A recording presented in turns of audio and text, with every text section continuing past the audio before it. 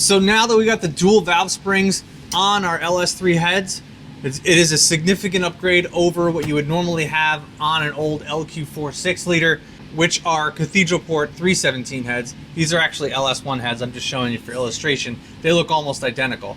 We're gonna go ahead and prep the rest of the engine to put everything else on. So let's get started on that.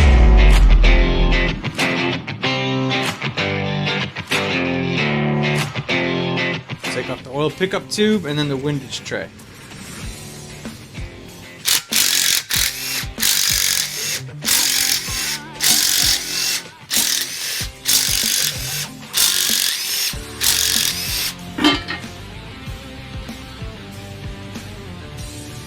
If you ever heard the terminology Gen 3, Gen 4 LS, there is a difference between the two, especially when you're looking at the rods and the strength of the rods and how much power they can handle.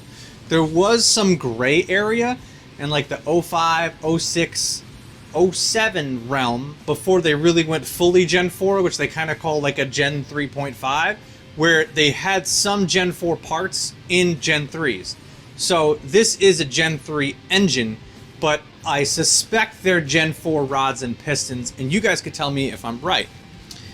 Looking at it here, this part here is reminiscent of like what a Gen 4 would look like. They're H-beam rods, so it leads me to believe that these are Gen 4 rods because the Gen 3 rods weren't H-beam. So not that we're going to be pushing the limits of the horsepower on this, but Gen 3s are good to like 800 wheel. Gen 4 rods are good to like 1200. It's not that we're going to 1200, but it's good to know that we can.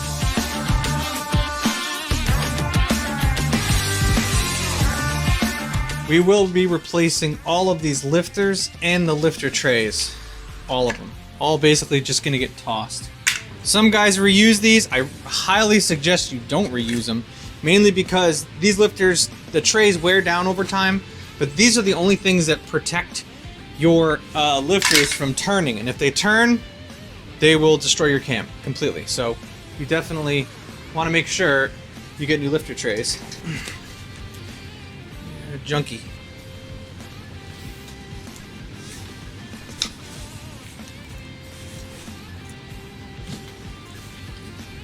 So that's what it looks like with all the lifters out. Outside of like this one and this one, which might have got exposed to the elements from its sitting. The rollers on the lifters were pretty good. They were a little rusted from sitting, but we'll be throwing those out. Everything else should be okay. Just going to clean up all the area inside of there to make sure it's free of dust, dirt, rust, and debris. I did use the drill with the wire wheel a little bit, but I don't go into the holes where the lifters go. I just kind of kept it on the outside because I don't want to scar those up. Because it'd be metal on metal there. So we want to keep those nice and smooth.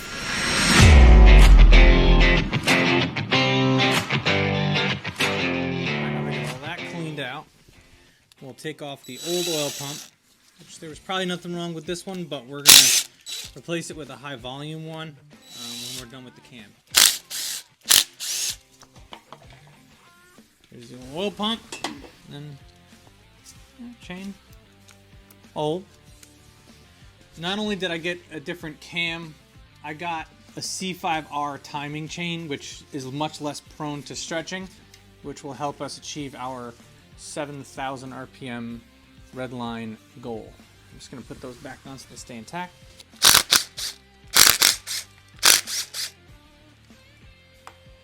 Okay. Set the chain aside. Set the sprocket aside too. The rule is not to look at the cam bearing, so I'm going to try to do this taking the cam out without looking at it at all. You do not look at the cam bearings under any circumstances. On the Corvette, I don't remember these being Torx, but on this car they are Torx, so probably just get them started and then use the ratchet to get them electric to get it off. I just want to crack them off by hand to make sure I'm not stripping it.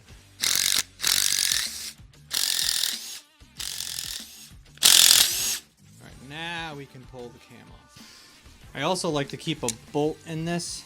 That way I can kind of helps me get it out. So there's the old one.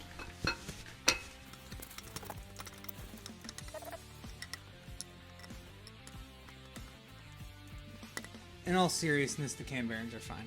If you're looking for a great way to support our channel, check out lowboostfilms.com. Not only does this support the channel, but you'll look great while you do it as well. We have a great selection of different types of apparel and merchandise that you guys can buy. I also have a selection of car parts and tools that we've reviewed on the channel that we know work well for sale on there as well at a good price, so make sure you check it out. Now, if you're familiar with my other videos, you know that I've used cam motion in the past. Our signature low boost films track weapon cam is the cam that we have in our C5 Corvette, and they actually sell it on Cam Motion's website as the low boost films track weapon cam. However, as much as I love that cam, every cam is going to be different for different applications, and this one we want to spin to 7,000 RPM, and it's going to be a blower application, so we got a specific blower cam from Cam Motion. Now this one is part number 137629. I spent a little time on the phone with them talking to them about it. This is their positive displacement camshaft. It's a 228/242 with a 604/587 lift profile, 118 plus 4. So what that's going to mean is it's going to give us good drivability, good street ability, but still allow us to wind it out to 7,000 RPM with the existing valve train that we have. We're also going to do some other supporting stuff to make sure we can hit that number. We're going to take this out of the box, hit it with some lube, and shove the stick in. That's what she said.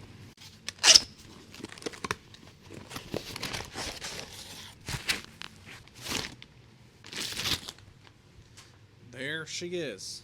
And give this a real nice coating of assembly lube, because the engine's probably going to sit for a little while before we fire it up for the first time.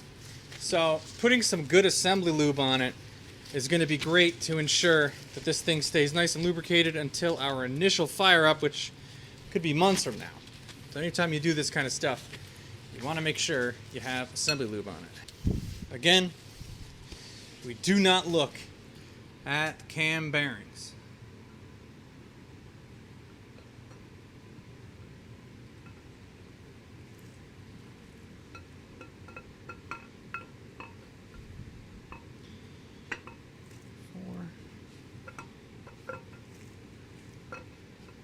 It does get trickier with the last one, so that's when I grab my screwdriver.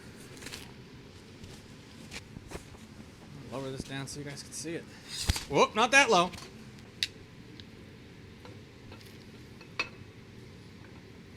Okay. Here we go. Cam is in. So I couldn't finish it out because I didn't get a cam retainer plate, and I don't want to reuse the old one that I have, so I ordered new hardware, and we'll get that and we'll put it in the next episode. We'll finish out the whole top end of the LS for the Daytona. If you guys can't wait until next week's episode, make sure to check out these videos that I already have ready to go.